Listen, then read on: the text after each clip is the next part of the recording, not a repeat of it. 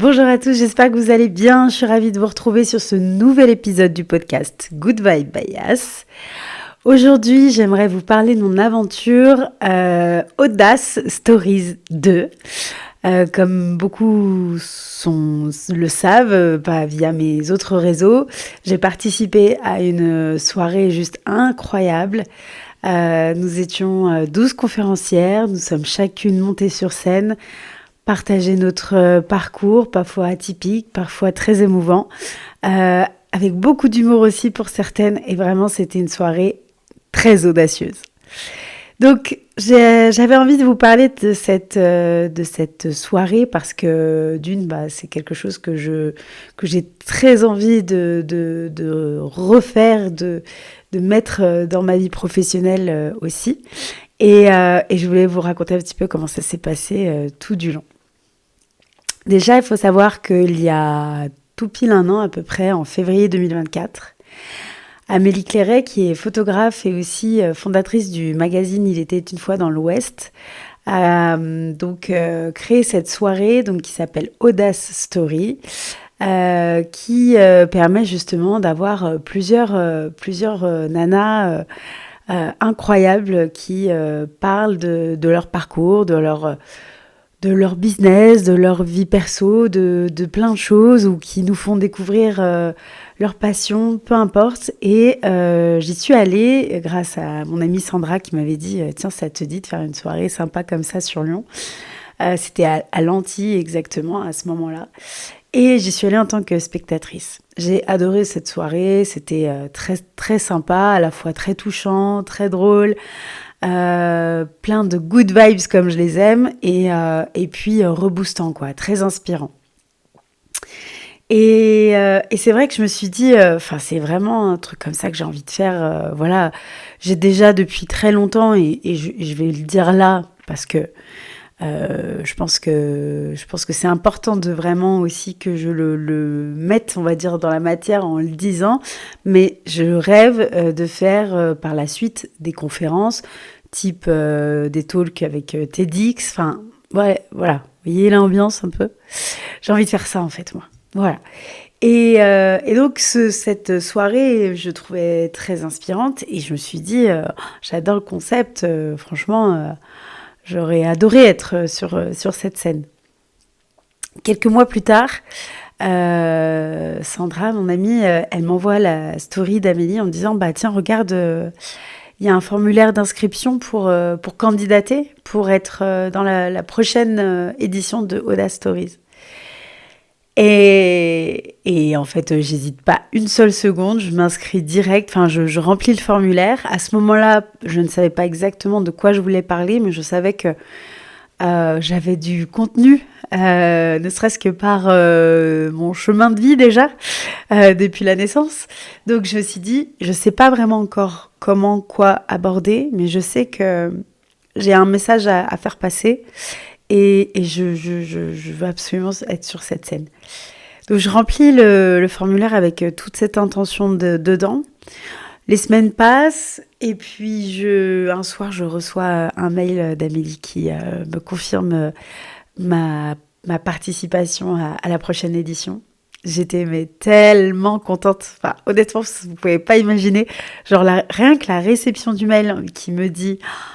bonne nouvelle, tu es prise dans l'équipe et tout ça, mais c'était juste incroyable pour moi. Et donc voilà, commence l'aventure. La première chose, c'est qu'on a profité dans l'été l'été dernier, de se rencontrer avec Amélie, de déjeuner ensemble. Il y a une quinzaine d'années, je fais une parenthèse, mais il y a une quinzaine d'années, j'organisais des vide dressing pour la bonne cause avec Sandra, justement. Et j'avais eu l'occasion d'aller à une soirée un peu de réseautage, d'entrepreneuses ou d'événementiel. Et je l'avais vue, Amélie, je l'avais croisée, je me souviens très bien d'elle. Je me souviens du fait qu'elle avait ce magazine aussi et tout. Et c'est marrant comme les choses se font quelques années plus tard, de se retrouver pour un truc il y a 15 ans derrière, j'aurais pas du tout pensé faire ça, quoi. Donc On a déjeuné ensemble, enfin dîné ensemble même.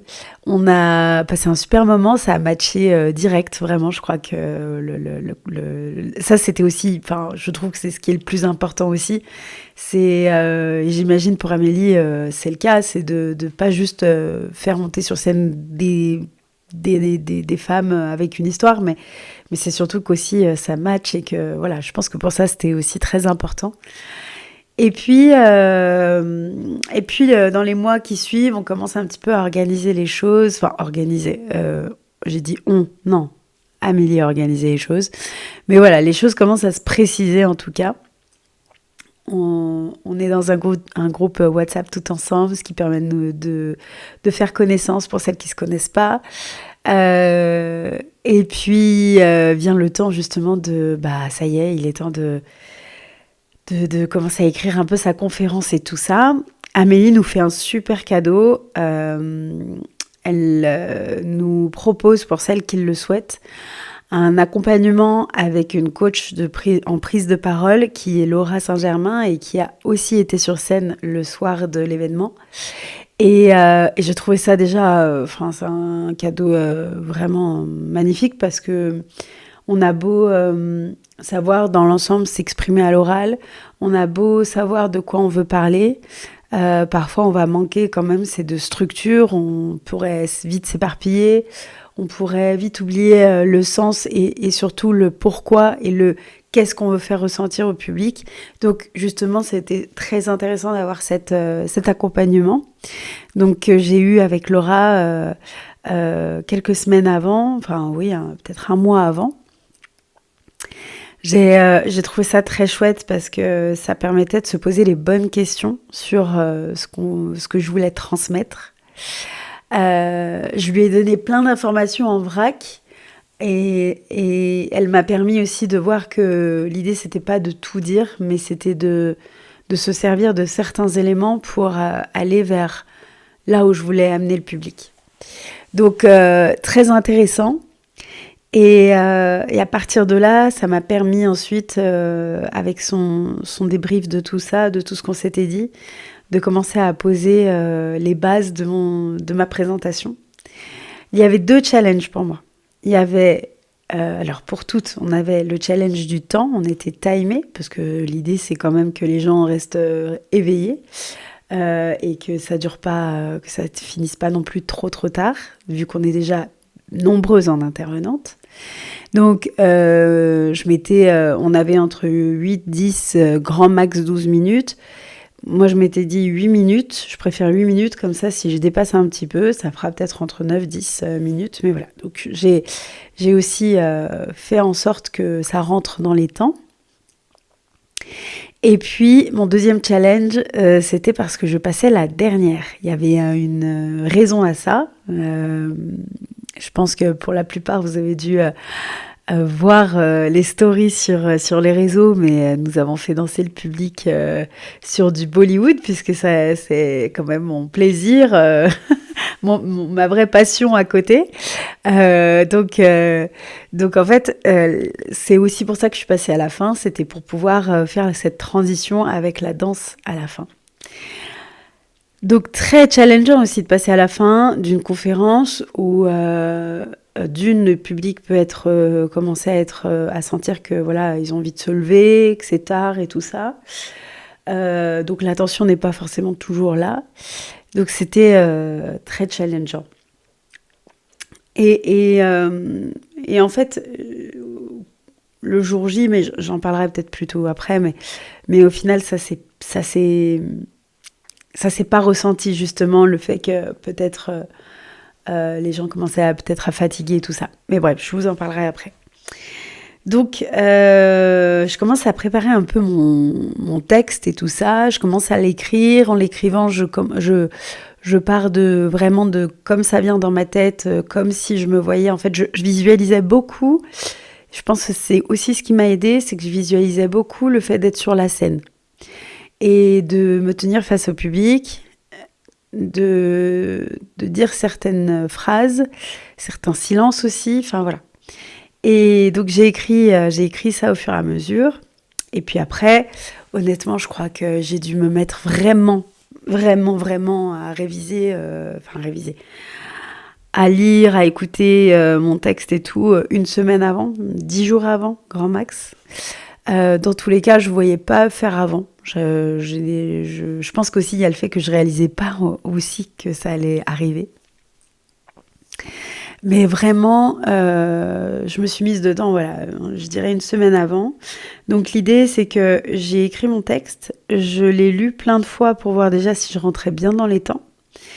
Et par la suite, je me suis enregistrée en audio pour pouvoir l'écouter déjà dans un premier temps, dès que j'avais la possibilité, dans la voiture, dans la rue, enfin peu importe. Dès que j'avais mes écouteurs, je m'écoutais.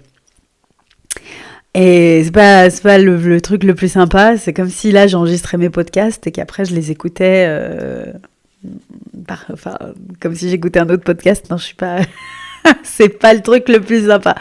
Mais ça me permettait en tout cas de retenir un peu comme une musique. Enfin moi je pense qu'on est tous un peu pareil, quand on écoute souvent la même musique, au bout d'un moment on commence à connaître les paroles et tout, enfin ça vient tout seul. Donc j'ai fait comme ça. Et puis, une semaine avant, non, ouais, genre 3-4 jours avant en fait, parce que ça c'était le mercredi, la soirée, donc le dimanche qui précédait, j'ai enfilé ma tenue, je me suis mise vraiment dans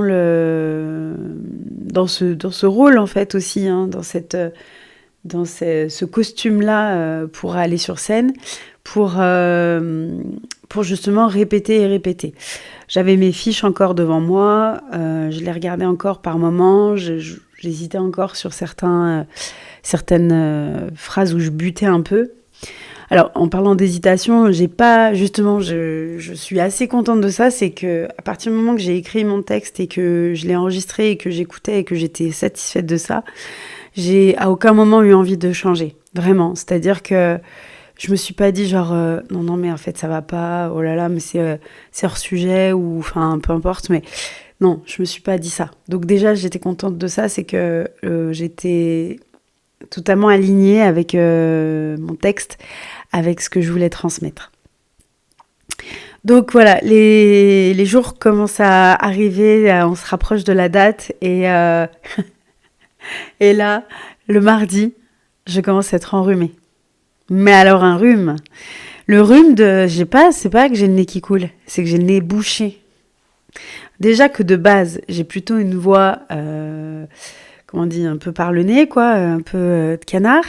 Mais alors là, autant vous dire que c'était sympa. Je me suis dit, ah bah super, c'est top. Bah c'était la petite cerise sur le gâteau, quoi.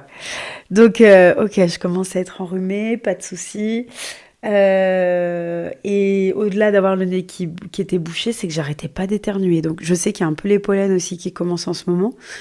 Mais je me suis dit, oh, là on est au top du top. Parce que si sur scène, entre le nez bouché, que je respire pas par la bouche comme une carpe, ou que j'éternue toutes les 2 secondes, eh ben on est bien. Donc je crois que non, c'était déjà le lundi soir. Le mardi... Voilà, je suis même pas allée à la danse le soir parce qu'en fait, je me suis dit déjà, je vais me cramer pour rien alors que vaut mieux que je sois en pleine forme pour demain matin. Pour demain tout court. Et là, j'enchaîne les inhalations, les nettoyages de nez, la totale, je vous passe le délire.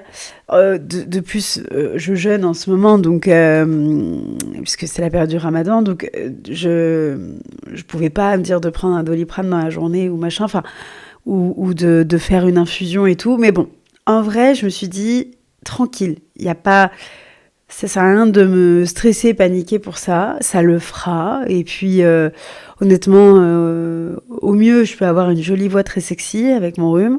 Et au pire, honnêtement, les gens, je pense, comprendront que je suis enrhumée, si je peux même me le dire au début. Et voilà, si vraiment, le mercredi, je me sentais encore pas ouf.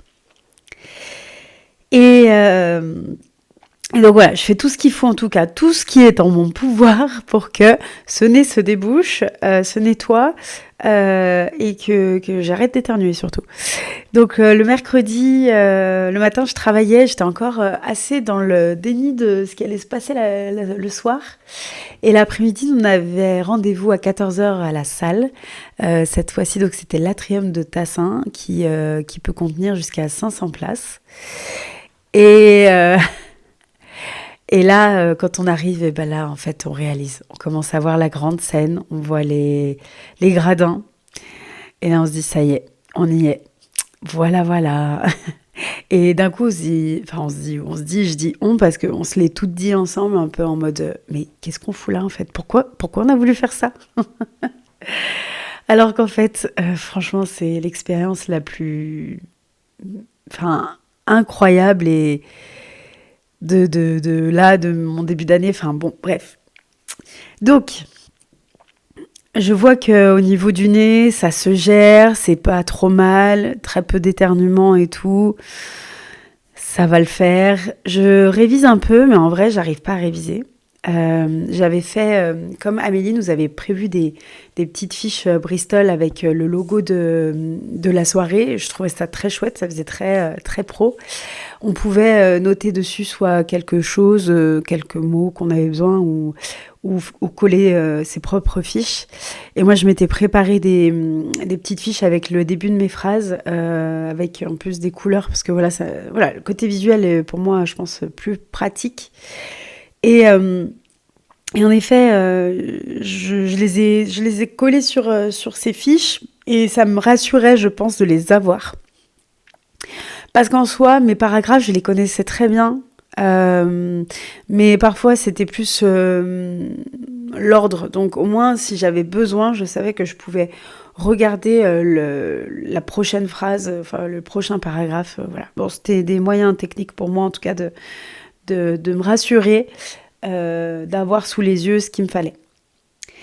Et donc, je me promène tout l'après-midi, une fois qu'on a fait le filage et tout ça, je me promène avec mes fiches et tout, et en fait, je me rends compte que non, j'arrive pas à réviser. Enfin, c'est même plus la peine. C'est comme si, genre, on dit, bah, ça y est, de toute façon, maintenant, c'est trop tard, on y est. Donc, arrête de regarder tes trucs. De toute façon, là, tu vas plus bugger qu'autre chose. Donc, voilà. Donc, je profite du moment avec les filles dans la loge, qui était d'ailleurs incroyable. On avait une loge immense. Ce qui était super chouette parce qu'après chacune faisait comme elle le sentait, elle pouvait se mettre à l'écart, réviser, mettre un casque, réviser ou juste être là et voilà. On avait en plus aussi cette chance d'avoir Anna qui était là, qui est maquilleuse et coiffeuse, qui s'est occupée aussi de nous. Alors, moi personnellement, étant ex-esthéticienne et maquilleuse, bah, je me suis maquillée moi-même, j'avoue. Et les cheveux, autant vous dire, comme j'ai décidé une semaine avant de me les recouper, bah, au final, j'avais pas forcément besoin. Mais en tout cas, c'était très chouette. Je trouve qu'il y ait ce moment. En fait, c'est cette sensation d'être un peu la star de la soirée, quoi. On est les stars de la soirée. On se fait chouchouter. On prend soin de nous. On nous apporte à manger. Enfin. Honnêtement, j'ai trouvé ça mais juste incroyable, vraiment. Bref, donc voilà, l'après-midi se passe et tout ça. On commence à se préparer, à s'habiller. Je trouve que là déjà, ça commence aussi à mettre dans le vif du sujet que d'être prête aussi physiquement. Voilà, on est dans ça y est, j'ai mis mon costume. Enfin, ce n'était pas un costume, c'était une robe, mais je me suis mise dans mon personnage, entre guillemets, j'ai envie de dire, parce que je reste tellement authentique, quoi qu'il arrive, mais c'est plus, je pense que comme toute personne qui fait de la scène, ou je sais pas, des métiers un peu artistiques comme ça, ou de comédie, peu importe, humoriste et tout, je pense que dans tous les cas, il y a un moment donné, on rentre dans une sorte de bulle qui est exprès pour ce moment-là. Et d'ailleurs, tellement exprès pour ce moment-là, que j'avais déjà entendu parler de ça, que beaucoup... par exemple, l'acteur Vincent Lindon, qui a des tocs, je crois, ou qui bégaye, je ne sais plus exactement. Par exemple, quand il est dans son rôle, quand il joue au cinéma et tout ça, il n'a plus rien.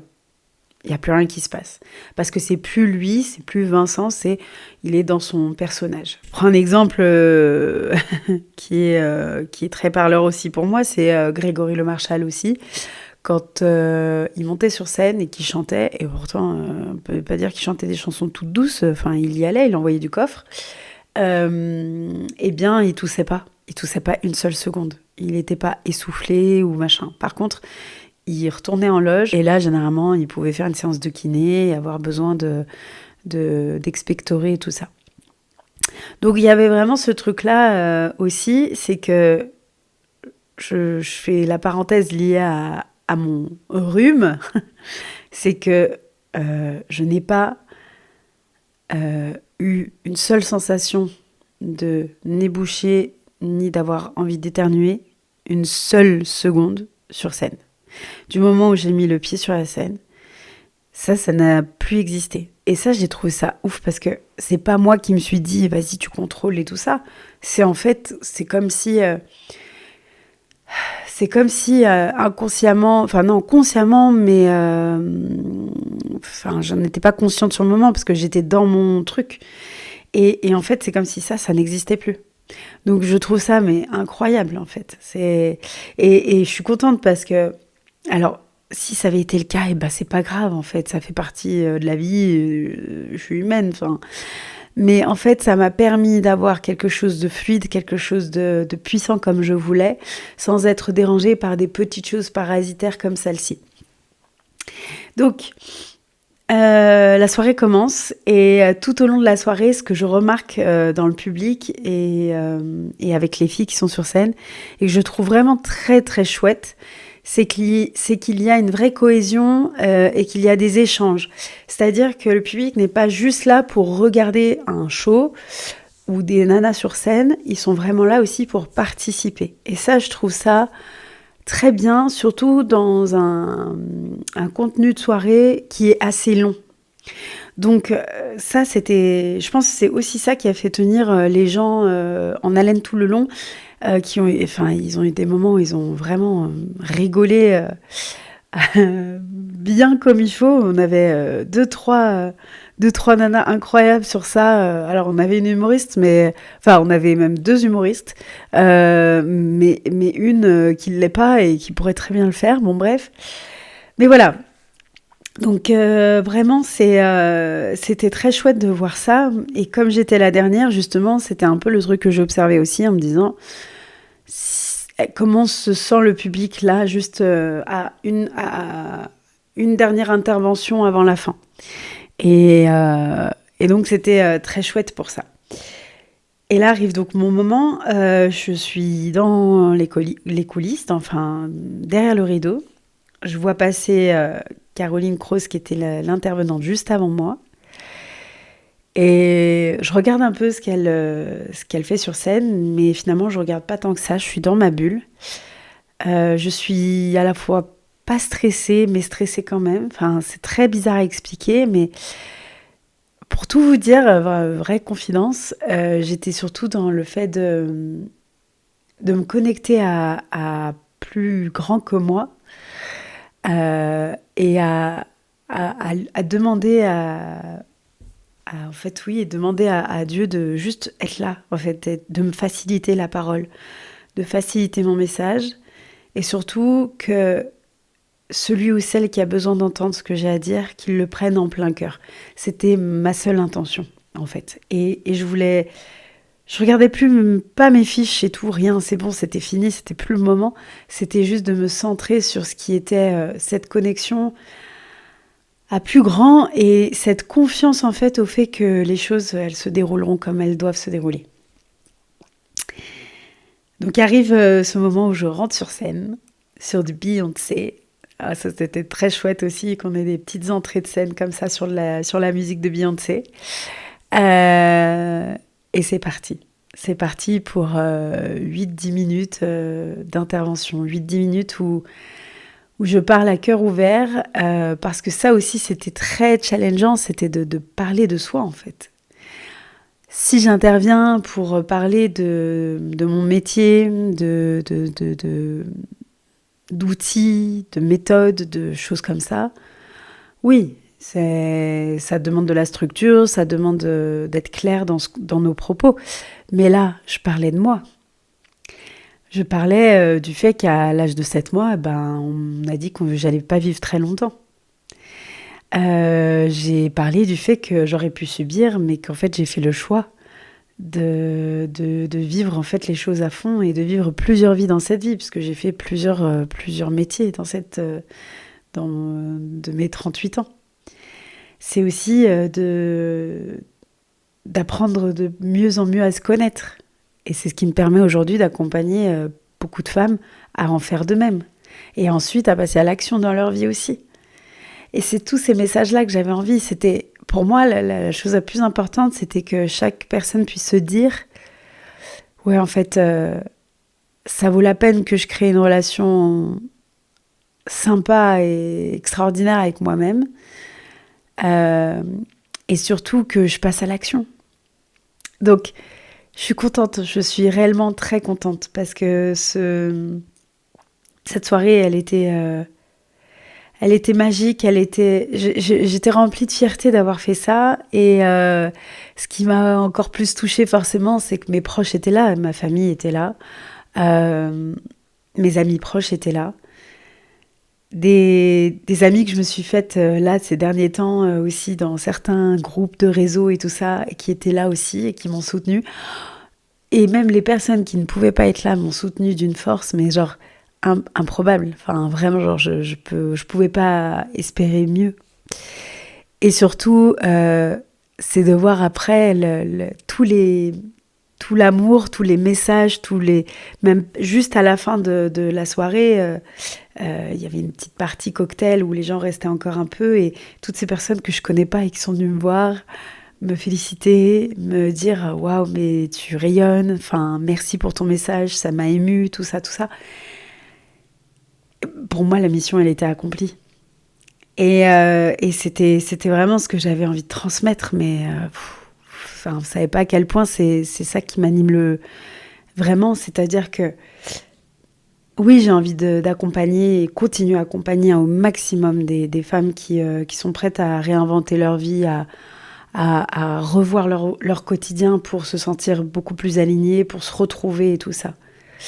Oui, j'ai envie d'accompagner toujours ces personnes qui sont perdues dans le flou total, qui manquent de clarté, qui ont des projets mais qui n'en font rien alors qu'ils ont un potentiel de dingue.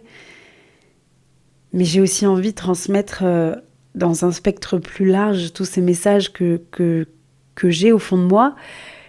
Et pour ça, pour moi, la conférence, c'est vraiment le format qui me correspond aussi énormément. Donc j'ai envie de continuer ça, j'ai envie de continuer cette aventure de parler comme ça en public. Maintenant, évidemment, c'est à moi de travailler ça pour me faire connaître un peu plus sur différents réseaux et dans mon approche et tout. Et puis de pouvoir intervenir par-ci, par-là, jusqu'à un jour faire ce TEDx, honnêtement. Qu'est-ce qui m'en empêche ? Et puis j'ai envie de dire, c'est même pas ça la finalité, c'est pas le TEDx qui est la finalité, c'est juste de vivre vraiment à fond de ça et de transmettre, de semer des graines par-ci par-là au maximum. C'est ça qui m'intéresse, c'est ça qui me plaît, c'est ça qui me fait vibrer chaque jour en fait. Donc voilà pour mon aventure Audace Story, je suis vraiment contente de l'avoir fait et je suis très contente aussi de vous le partager là dans cet épisode. Ce que j'en retiens, c'est que j'ai rencontré des nanas incroyables avec qui on est en train de voir pour continuer déjà à se faire un petit débrief tout ensemble et se revoir, peut-être même se trouver un moment, un week-end et tout, voilà. Donc vraiment ça c'est super chouette, j'en suis très très contente. Et donc déjà, je retiens ça. Je retiens le fait que j'ai eu plusieurs challenges à relever et que, en fait, j'étais tellement confiante que ça n'a pas tourné au stress, panique, où on ne maîtrise plus rien. Mais qu'au contraire, j'étais assez sereine et tranquille dans ce que j'allais apporter. Je suis remplie de gratitude sur toutes ces personnes que j'ai pu toucher parce que c'était mon but, et de voir que ça continue encore là. Enfin voilà, demain, on est à quasiment une semaine de l'événement, et j'ai des échanges très sympas et très enrichissants. Enfin voilà, je suis très très très reconnaissante, j'ai pas d'autres mots. Et puis le soutien de toutes ces personnes que j'aime et qui sont là toujours autour de moi. Vraiment, c'est d'une richesse, mais parfois je pense qu'on l'oublie et c'est bien de se le rappeler. On n'est pas obligé de faire des choses extraordinaires ou comme là, monter sur scène, c'était une audace, oui, mais il y a des audaces qui ressemblent pas à ça, mais qui en sont quand même. Je vous assure que déjà, parfois, pour certaines personnes, ça pourrait être de savoir dire non. C'est de l'audace pour eux. Et pourtant, c'est tellement d'amour envers eux-mêmes. Et qu'une fois qu'ils ont fait le premier pas, il y a de la fierté qui peut que jaillir de ça. Mais il y a plein de formes d'audace, en fait. Et je vous invite, mais tellement, tellement, tellement, à aller vers votre audace. Allez vers vous. Expérimentez les choses. Vous verrez par vous-même si ça vous convient ou pas.